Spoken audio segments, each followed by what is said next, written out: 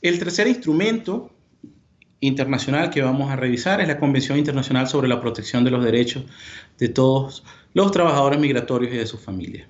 Este fue un instrumento que complementa los otros dos convenios y que, al igual que los anteriores, debe ser adoptado y ratificado por los países miembros de las Naciones Unidas. Y bueno, vamos a ir paso a paso, ¿no? Es un instrumento más reciente y bueno, vamos uno por uno, ¿verdad? Aquí también ya se retoma la conceptualización sobre el trabajador migratorio. No, ahí se los voy a dejar, voy a conversar algunos minutos sobre la misma lámina, así que tendrán oportunidad de revisarlo. Igualmente creo que está la presentación aparte de esta ponencia.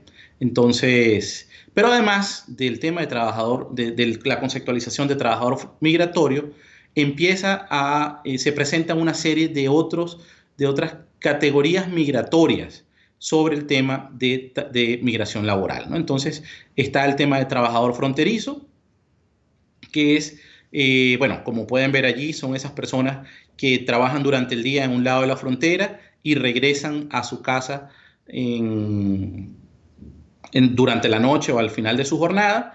Después están los trabajadores por temporada, en donde son trabajadores que, bueno, tenemos muchos casos. Ese puede ser otro de los elementos que retomemos en el foro, ahí lo van a ver, para que conversemos un poco sobre cuáles son los ejemplos. Acá en el caso de Panamá y Costa Rica, son trabajadores de Panamá que vienen a recoger café durante los meses, si no me equivoco, es noviembre, diciembre, enero, febrero y marzo, que están 5 o 6 meses o 4 o 5 meses en Costa Rica recogiendo café y regresan a Panamá. Y bueno, y eso es, así se reproduce, me parece no, así se reproduce en todos y cada uno de nuestros países. Después está el término de trabajador marino, que sobre ese término, sobre esa conceptualización también hay una convención sobre la gente de mar, pero eso es un tema que no vamos a trabajar en esta oportunidad, pero que les dejaré mi contacto para si en el caso de que alguno esté interesado, alguna persona esté interesada.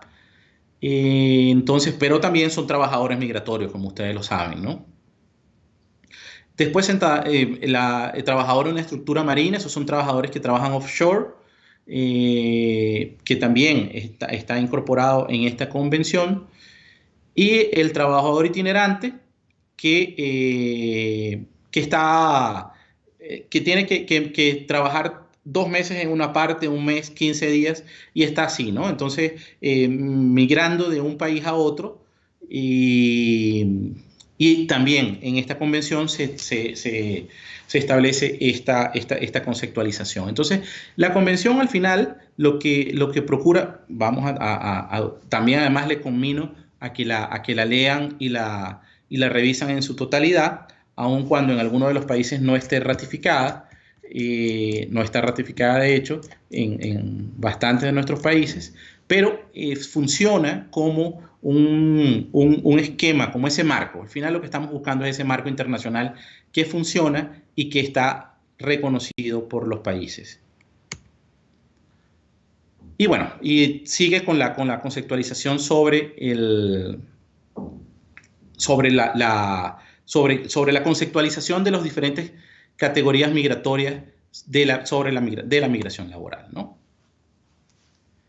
También aquí en esta convención se avanza en la conceptualización de la condición migratoria regular o no de una persona. Como ustedes saben, y estoy seguro que así lo entienden, la persona no es ilegal. La persona, aun cuando algunos países utilicen esa terminología, la persona lo que está es la persona trabajadora migrante está en una situación migratoria irregular, no está en una situación ilegal. Eso es uno de los conceptos que yo sé que en lo sucesivo durante el diplomado lo van a estar observando, pero la persona trabajadora migrante está en dos condiciones, o en situación migratoria irregular o en condición migratoria regular. Y la Convención Internacional lo que también profundiza es en esa definición, ¿no? Ahí lo pueden ver, serán considerados no documentados o en situación irregular si no cumplen las condiciones establecidas en el inciso A de este artículo, y allí ahí lo va a dejar el enlace de cuál es la convención para que lo puedan revisar. Por cuestiones de tiempo no los vamos a estar revisando uno por uno, pero básicamente lo que dice es eso, ¿no? Que la persona en condición migratoria irregular es la considerada que no cumple con la legislación nacional. Entonces, ahí hay una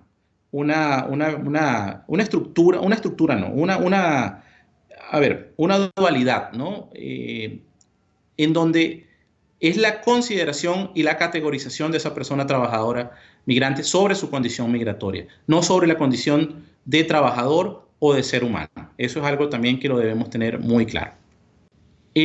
Otro de los elementos que la Convención plantea es la no discriminación en el reconocimiento de los derechos. Y es un poco lo que conecto con lo que estaba comentando en la lámina anterior. La persona esté en la condición en que se encuentre migratoriamente hablando, no deja de tener derechos, ni así sus familiares. Entonces, pero también la persona debe garantizarse el libre tránsito, o sea, que puedan estar, tengan libre tránsito, no por tu condición migratoria irregular desde el punto de vista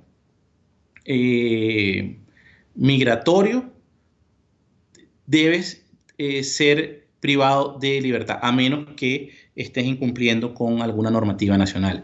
Y eso es algo que eventualmente podemos también conversar en el chat, pero yo sé que más adelante van a trabajar sobre cuáles son esos elementos que permiten y establecen esa línea, esa delgada línea entre derechos laborales y incumplimiento de derechos nacionales. Entonces, es algo sobre lo cual no voy a profundizar en estas láminas que nos siguen, ¿no?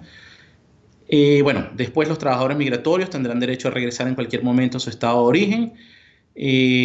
Ningún trabajador migratorio o familiar será sometido a esclavitud ni servidumbre, y tampoco al trabajo forzoso obligatorio. Y eso lo conecto con los convenios fundamentales de la OIT. Y eso lo vamos a ver un poco más adelante, ¿no?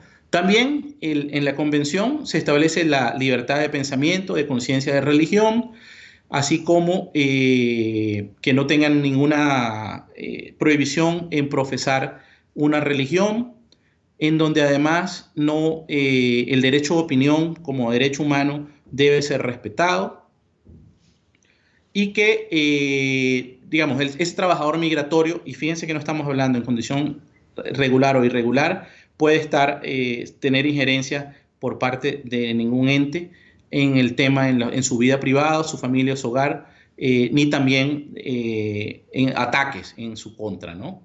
Entonces, todos los trabajadores migratorios tendrán derecho a la protección de la ley contra tales injerencias o ataques. Como pueden ver, son todos los trabajadores migratorios, porque la condición humana está por encima de la condición migratoria. Seguimos. También en la convención se establece que si un trabajador migratorio no ha cumplido con su contrato de trabajo o con sus funciones, puede ser encarcelado por ese hecho. Ningún funcionario público, otro de los elementos también que establece esta convención, está autorizado a confiscarle o destruir sus documentos de identidad, y tampoco que los trabajadores migratorios puedan ser objetos de expulsión colectiva, ¿no? Aun cuando la convención establece que cada caso será examinado y decidido individualmente. O sea, lo que establece esta convención es que colectivamente tú no puedes despedir digamos, extraditar a un grupo de personas bajo esta condición, ¿no? Después, también profundiza la convención en el tema que ya los convenios 97 y 143 lo establecían, en el derecho a un horario justo, también el horario debe ser similar al de los trabajadores nacionales y lo que establece la legislación nacional, no por el hecho de ser trabajador migrante. Tendré yo que trabajar más horas. También al tema del descanso nacional, el derecho a las vacaciones, el acceso al derecho a la salud. El tema es libertad sindical y de seguridad social. Entonces, este convenio retoma lo que establecían los otros convenios, pero los profundiza. Y además los hace